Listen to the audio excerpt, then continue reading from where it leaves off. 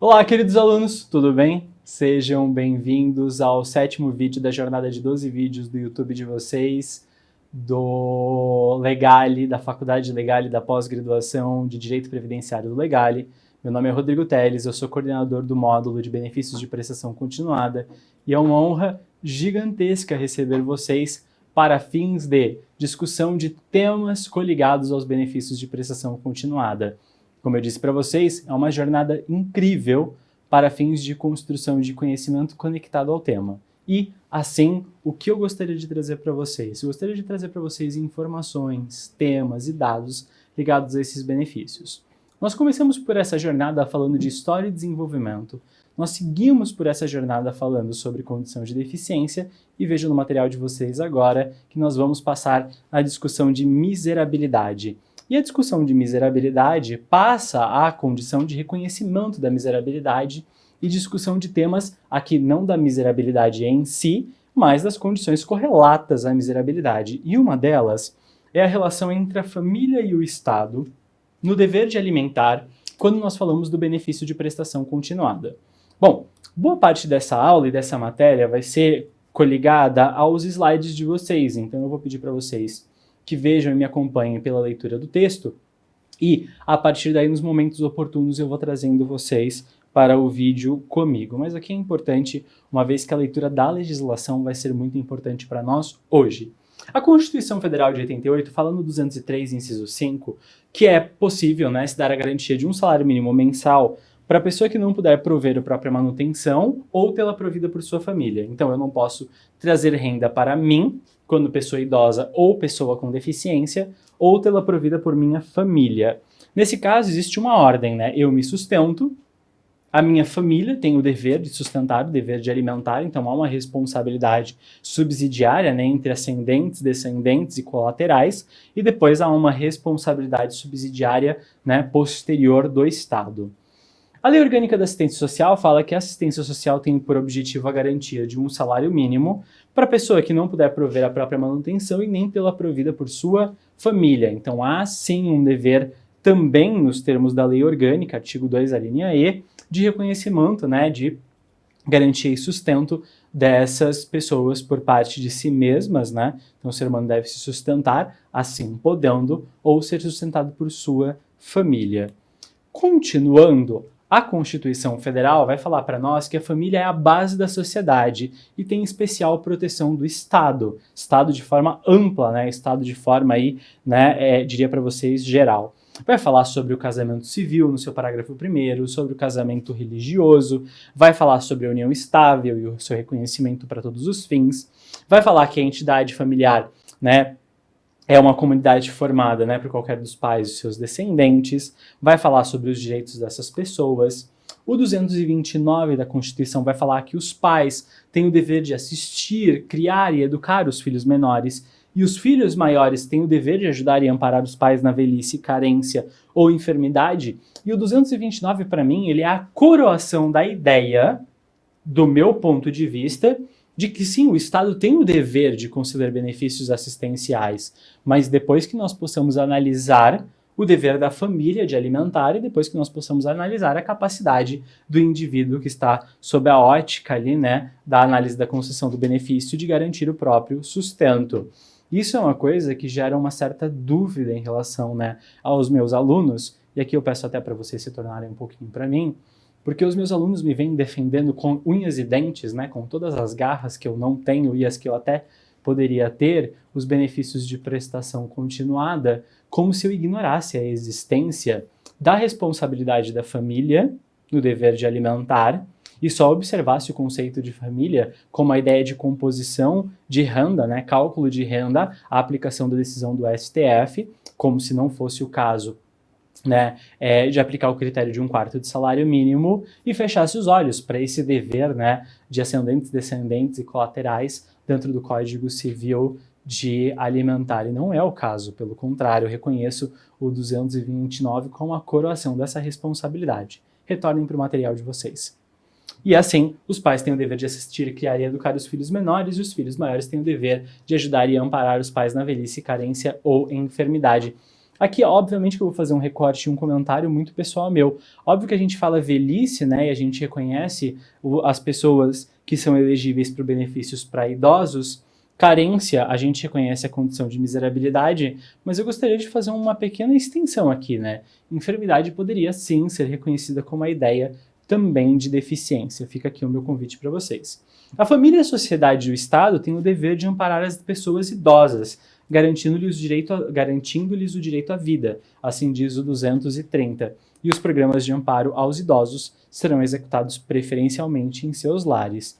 Os maiores de 65 anos é garantida a gratuidade nos transportes coletivos urbanos. Por mais que o 230 não fale, né, do dever de amparar as pessoas com deficiência, a gente ainda assim tem o reconhecimento da proteção da família para além da condição, né, de como pessoas idosas ou como pessoas com deficiência, e essa proteção está tida.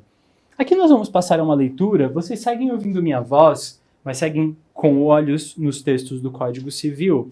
É uma leitura do Código Civil e eu vou propor para vocês um momento de lembrança do Código Civil e dos seus artigos. Vamos lembrar de alguns temas importantes sobre a responsabilidade do dever familiar de alimentar? Bom, podem os parentes, 1694 do Codex Civil. Podem os parentes, os cônjuges ou companheiros pedir uns aos outros os alimentos de que necessitem para viver de modo compatível com a sua condição social, inclusive atender necessidades de educação. Os alimentos devem ser fixados na proporção da necessidade do reclamante e dos recursos da pessoa obrigada. Vejam comigo aqui um segundinho. Binômio necessidade versus possibilidade, compatibilidade em relação ao que pede e ao que oferece, e pessoas que podem pedir entre si. Nunca se esqueçam disso, nós estamos navegando em mares que não são nossos, mas nós devemos navegar nesses mares, né, da responsabilidade civil da família, do dever de alimentar, porque eles passam como um espaço que deve ser visto dentro do tema que nós vamos discutir para a concessão dos benefícios assistenciais.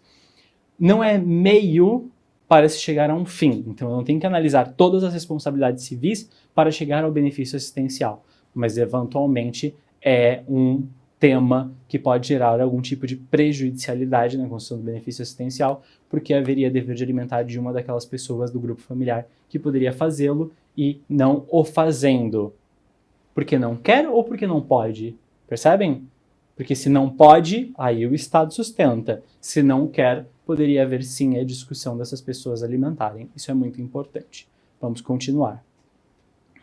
Então, nesse caso, tem que observar este binômio. Para além disso, são devidos os alimentos quando quem os pretende não tem bens suficientes, nem pode prover pelo seu trabalho a própria mantença. Então aqui a mesma lógica, né, do BPC-LOAS é aplicado ao Codex Civil, à Lei Civil, e está dizendo o quê? Então eu não posso me manter ou não tenho bens para me manter. E por isso eu transfiro a responsabilidade da mantença para terceiro. É claro que no BPC-LOAS nem o terceiro, nem a pessoa do grupo familiar pode fazer isso. Então, para tanto, se transfere a responsabilidade para o próximo, que seria o Estado. Vejam ainda na legislação, e aquele de quem se reclamam pode fornecê-los. Existe aqui uma diferença, observem o texto.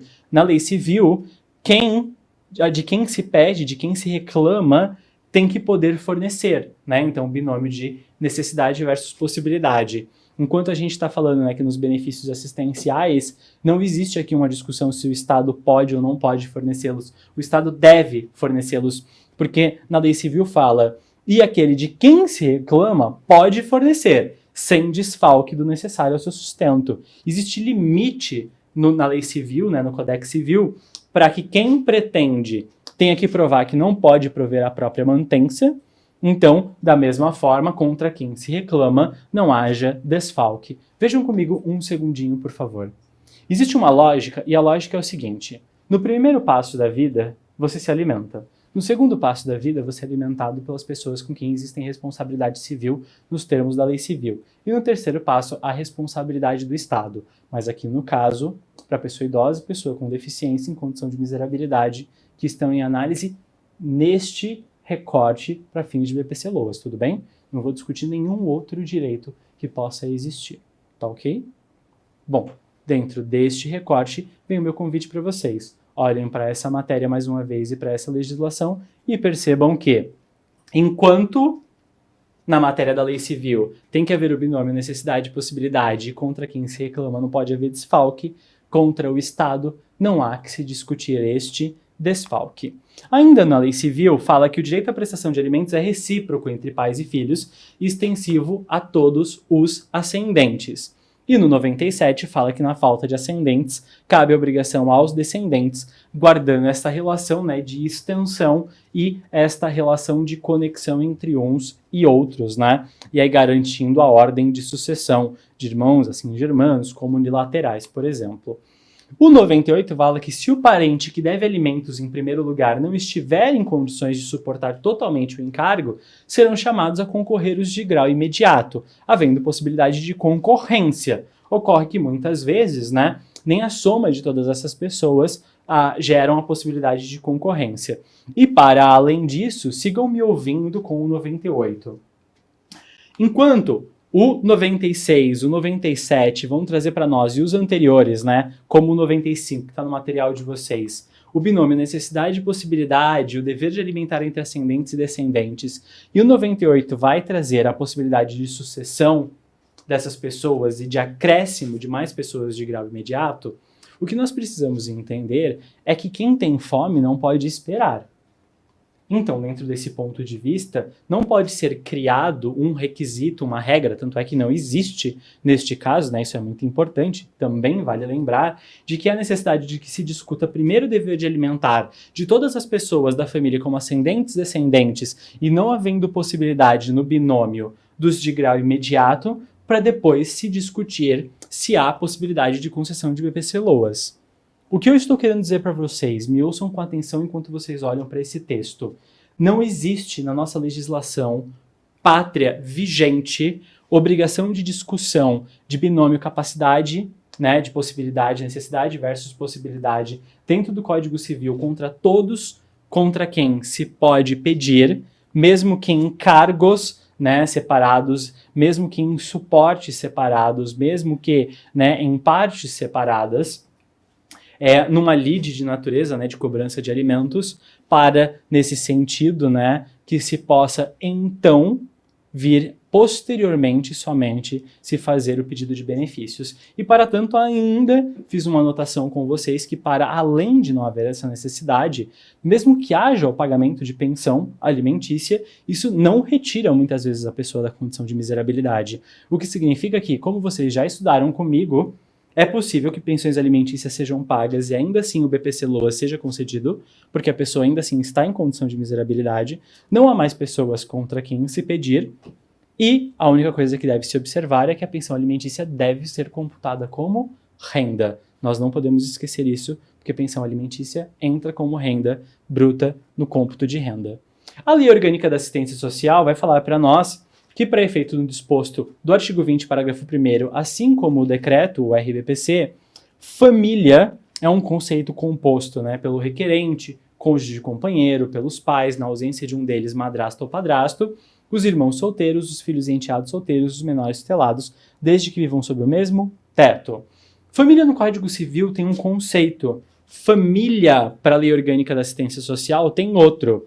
Por que isso é muito importante para nós? Venham comigo um pouquinho. Quando você vai pensar em dever de alimentar, você tem que pensar o seguinte. Primeiro, eu, Rodrigo, me alimento. Se eu não posso me alimentar, eu peço alimentos contra a minha família, que pode sim ou não me alimentar, ascendentes, descendentes, e aí, nesse caso, os próximos imediatos. Não havendo possibilidade de me alimentar e sendo pessoa idosa ou pessoa com deficiência em condição de miserabilidade, há a possibilidade de pedir contra o Estado um benefício. Não há necessidade de passar pela seara e pela via judicial de concessão de benefício de alimentos, por exemplo, na justiça estadual, contra os meus parentes, para que eu possa pedir benefício assistencial. Nunca houve e, do meu ponto de vista, nunca haverá. É um critério que seria, do mínimo, né, do meu ponto de vista, inconstitucional. Ocorre que não é possível também presumir que, havendo possibilidade por parte da família, o Estado sofra esse encargo. O que deve ser feito é a análise do caso concreto. Agora, superada essa análise do caso concreto, né, a família tendo sim ou não capacidade de alimentar, Vamos dizer que a família não tem capacidade de alimentar. O Estado alimenta. Vamos dizer que a família tem capacidade de alimentar. Ainda assim, esse alimento talvez não seja suficiente. E desse ponto de vista, seja necessário que ainda eu tenha que pedir para o Estado subsidiariamente um benefício assistencial. Porque receber benefício em forma de alimentos não impede a concessão de benefício de prestação continuada. Está claro isso? Para tanto, se você ainda contra o Estado vai pedir, recebendo sim ou não benefício, não me importa, você vai ter que observar o conceito de família que está no material de vocês, que eu acabei de mostrar, como reza na lei e no decreto, e vejam. Desse ponto de vista, este é o grupo que nós consideramos família só para fins de concessão de BPC e tem que viver debaixo do mesmo teto. O conceito de família evoluiu com o tempo no BPC-LOAS, então havia um conceito em 1991 que era cônjuge de companheira, companheiro e filho de qualquer condição menor de 21 anos ou inválido.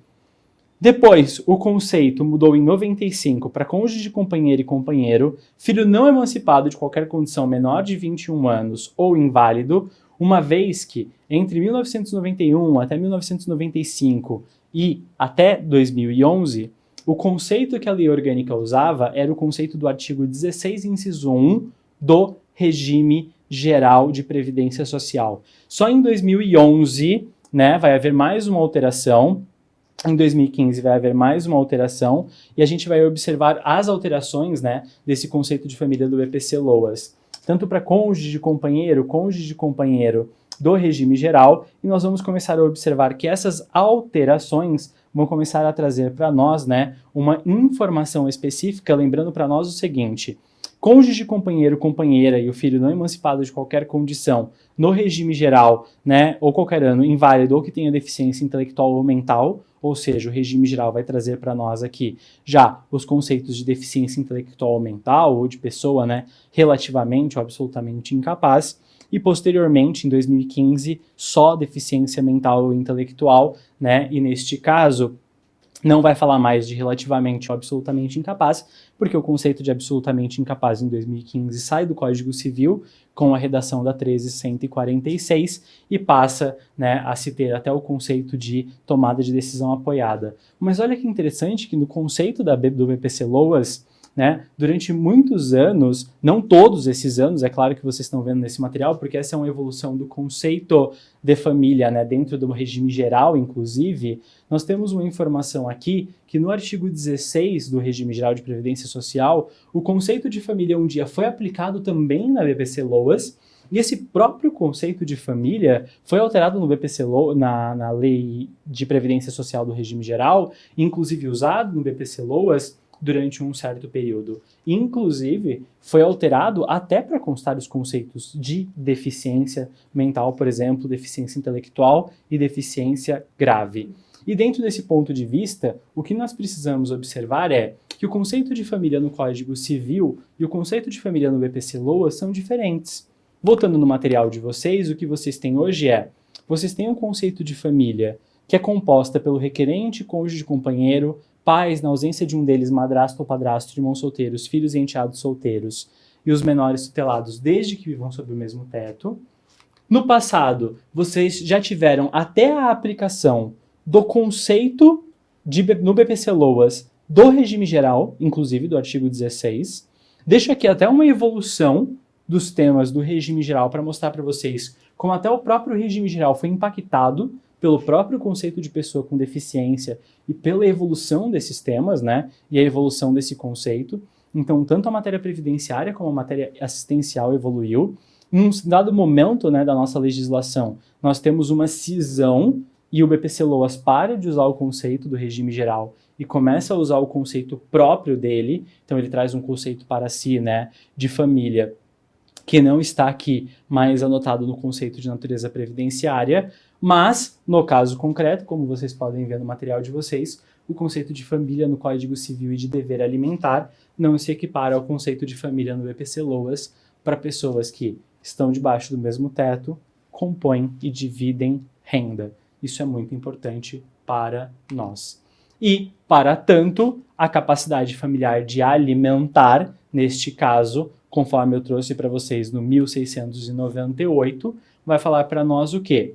Que se uma pessoa da família não pode alimentar, as outras vão ser chamadas a concorrer em grau, né, imediato. Mas isso não impede que as pessoas possam vir a pedir o benefício de prestação continuada. Então vejam, enquanto eu tenho aqui no 1698 que os parentes, né, que devem alimentos em primeiro lugar, não têm condições de suportar e são chamados os outros de grau imediato, e esse é o conceito de dever alimentar do Código Civil, no texto de baixo do artigo 20, parágrafo 1º, eu tenho as pessoas que compõem e dividem renda e que são família nos termos da LOAS. De qualquer forma, conforme vocês observam esse material e esse vídeo, vocês podem observar que uma condição ela não é prejudicial da outra. A única coisa que vocês podem observar é que, não havendo capacidade do grupo familiar nos termos do Código Civil, 1698, há o dever do Estado de socorrer o indivíduo. Mas não há em nenhum momento, reitero enquanto vocês me ouvem, a necessidade de buscar esse direito a alimentos no Código Civil e no dever civil e na justiça específica, que é a justiça comum, para então, posteriormente, buscar o benefício assistencial. O que há é a necessidade de compreender se aquela família tem ou não capacidade de alimentar. Para tanto, eu gostaria de lembrar para vocês que o recebimento de pensão alimentícia, nos termos do Código Civil, não retira o direito da pessoa do que recebe, né, esse benefício de solicitar o BPC, uma vez que no artigo 4º, inciso 6, conforme está no material de vocês, é composta como renda mensal bruta familiar, a soma de rendimentos auferidos, inclusive, vejam que está aqui, né, grifado, pensões alimentícias. Então, retornem comigo um pouquinho. O conceito de família evoluiu no BPC-LOAS, na Lei Orgânica da Assistência Social, para usar o conceito previdenciário e depois um conceito só assistencial. O conceito de família do BPC-LOAS não é igual ao conceito do Código Civil. O dever de alimentar do Código Civil não tem a ver com o conceito de família da BPC-LOAS. E o conceito de alimentos é: eu me alimento, minha família alimenta e depois o Estado alimenta. E mesmo que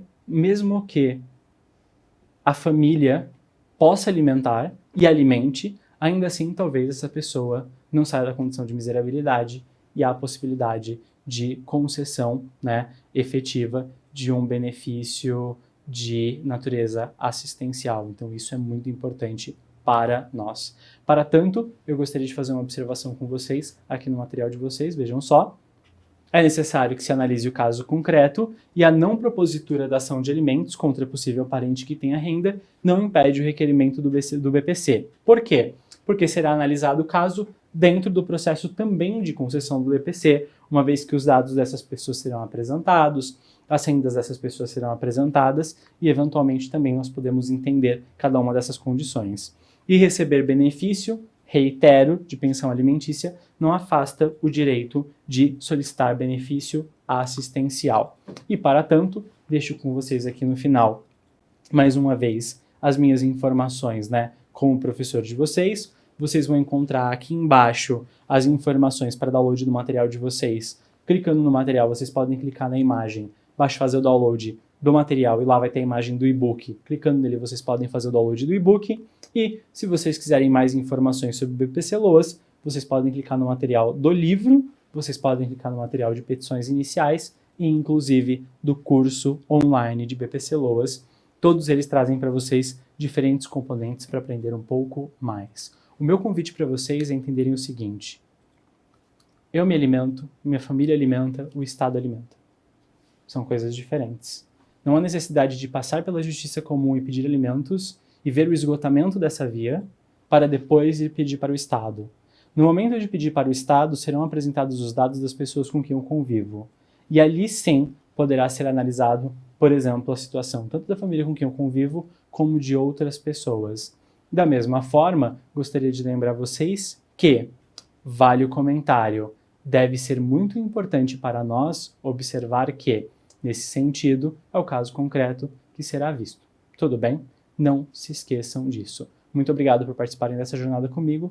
Foi uma honra muito grande e espero que isso retire as dúvidas de vocês sobre essas questões. Um grande abraço. Tchau, tchau.